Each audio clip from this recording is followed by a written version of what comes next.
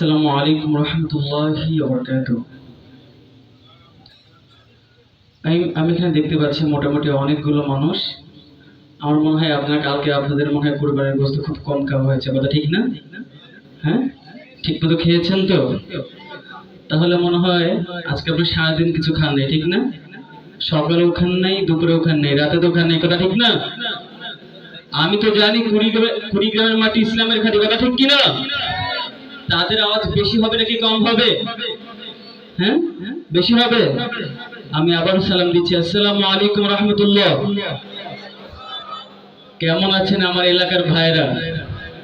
ভালো আছেন তো? ঠিকঠাক মতো খাওয়া হয়েছে তো? আলহামদুলিল্লাহ, আমিও ভালো আছি আপনার দোয়ায়।